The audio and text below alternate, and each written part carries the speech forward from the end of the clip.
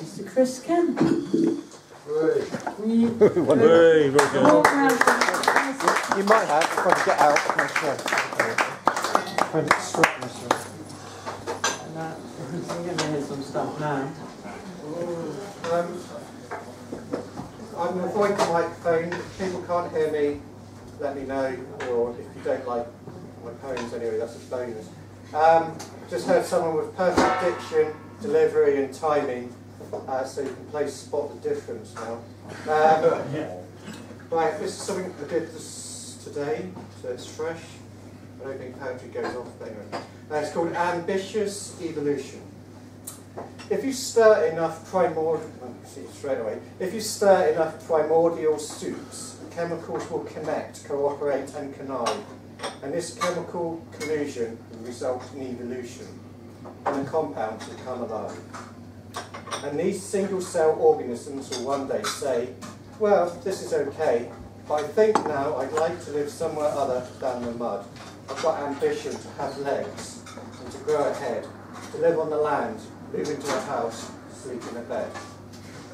You see, I'm ambitious to become multicellular, to rise above my station, gain biological elevation. I don't want to say protozoa, you can't get much lower. And so, molecular complexity, ambitious apes with mobile phones, garden gnomes and Sky TV. Strange to think, from the primordial mud and stink, would rise creatures who one distant day Strange to think that from the primordial mud and stink would rise creatures who one distant day invent the double sink. And so life went forth and multiplied, and adapted, found its niche on sea and land and sand, and ambitious apes even invented currency, zloty, pound and rand. So they could buy things they didn't need to survive, things that protozoa never wanted because they had no sense of pride. From nature they uncoupled, forgot about their roots, till for the natural world they gave not two hoots, apart from ours who always will, then, now, forever, still. And these ambitious apes built some cathedrals and called them Durham, Salisbury, Cologne and Notre Dame. Then later they built some more and called them Blue Water, West Quay and Castle Point.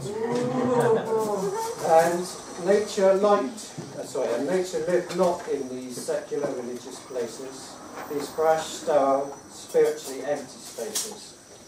But ambitious ape had discovered self-delusion, material wealth, shallow ego even, mass confusion.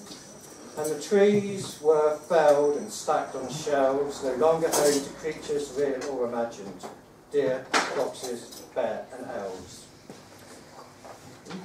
And the rivers were diverted as part of this crusade perverted. For life became too complicated, so the tide was turned with pollution and moral dissolution back to unravel complexity itself, till but one species could thrive, but not for long, for without a home, no one species survives alone. But fear not, ambitious apes, for your fate. The simple forms, virus and bacteria, their turn await. Thank you. Wow!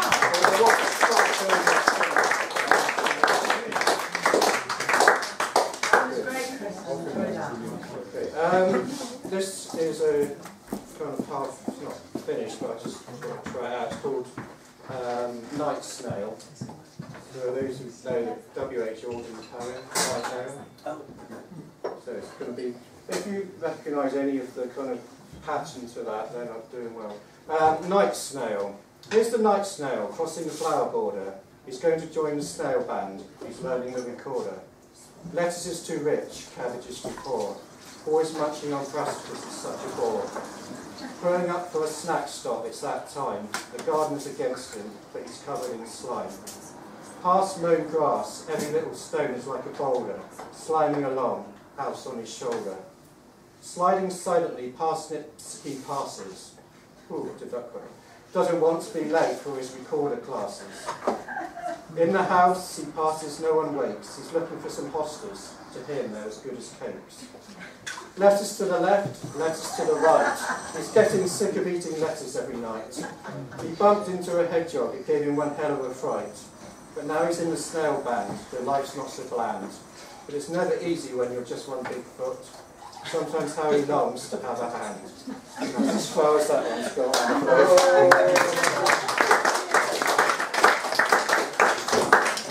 And one more in a similar vein. This is a bit longer. It's something I did last time. Big one. Pig. So this is it's written as a poem, but also a factual, to impart some facts as well about pigs, but not the obvious ones. So if you are doing a biology A level or something, don't necessarily rely on this. So it's called Pig, Pig, Pig. This poem is dedicated to the pig, hence its title, and it aims to combine lyrical poetry, which is unlikely to come easily from my mouth, with a sound grounding some of the lesser known facts about pigs. As I wanted to avoid compromising the beauty of the lyrical and rhythmic structure of this poetic side of this poetico-factual experience, I have added the facts relevant to each verse, listen please, as a form of sidebar, so that the format will be as follows. Verse of poem, porcine fact appertaining to that verse. Next verse of poem, next fact, and so on. So it's the basic kind of structure. I would like to add that if you are, I've already mentioned this, but if you're a biology, natural history student, not to rely on these facts in the conventional exam as they have been chosen to go beyond somewhat limited facts normally associated with pigs tested in such exams. So I can't be held responsible if you fail your exam. Having said that, please be assured the facts are the result of detailed research and will hopefully open your eyes to some lesser known aspects of the pig. A word of warning, before I begin each verse of the poem, it begins with the line, pig, pig, pig. This is not meant to cause alarm, and neither should it be construed as a negative or defamatory charge. It's purely perfect. So I'll get on with the poem now. Pig, pig, pig, you live in mud, you jump without a thud. The adult pig typically weighs, and I was going to actually research and find out how many kilograms, but I forgot to do that. Many kilograms. On a planet with natural gravity, normal gravity even, I don't know what natural gravity is. Yet it is the soft earth, liquid mixture of mud that allows for thudless jumping. So that's the fact there, and the other bit was the... Brilliant. So, second verse. Pig, pig, pig, you're pink and round. At least a domesticated variety, Scrophus domestica. That's the Latin name. Scrophus domesticus. Look it up, I think that's probably about right. But the wild boar is in fact darker and less rotund. That's the end of the interverse fact there. When you speak, you make a grunting sound, and this is often wrongly described, particularly in children in literature, as a wink. Third verse. Pig, pig, pig. You're far from ignorant. Rarely say ignorant as a pig. You're as intelligent as a dog and much brighter than a log. This is perhaps an obvious fact, but here the quality of the fact has had to be subjugated to the requisite rhyming ending to match the more enlightening preceding fact, namely the comparison of porcine and canine intelligence. So the log bit is purely to preserve the beauty of the poem.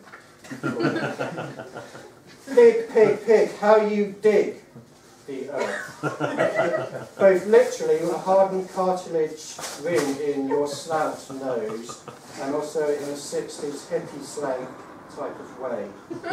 Man. Pig, pig, pig, have you ever been to a gig? No, thought not. This is one of those facts not commonly taught in standard biology books, yet included here to provide the broadest picture of pig habits and lifestyle choices. Pig, pig, pig, don't worry, it's not much longer. You live in a corrugated shelter, not on a helter-skelter, or any other form of traditional fairground ride. This fact is based mainly on observation and is open to challenge. If any of you have seen a pig on a Plains or dodgems, please let me know, and I will amend this part to maintain a high level of accuracy, whilst in no way taking away from the beauty of the lyrical structure. So see me after, not now. Pig, pig, pig, you never wear a wig. Why would you? Some of you may challenge this fact and say, well, what about Miss Piggy and the Muppets? But this is a poetico-factual piece, purely concerned with real pigs. You have no need of hairpieces, because as we've already established, they live in mud and don't go to any social events. Pig, pig, pig. You never ask anyone for a cigarette. 87% of pigs, let's get the fact right, 87% of pigs do not smoke, as don't the remaining 13% surveyed, and are proud animals, so they would buy their own if they did. This is the final verse, you'll be glad to hear. And it does contain a subtle reference to veganism. Let's see if you can spot that. Pig, pig, pig. I'm a vegan, so I'll never eat you, just a fig. Thank you.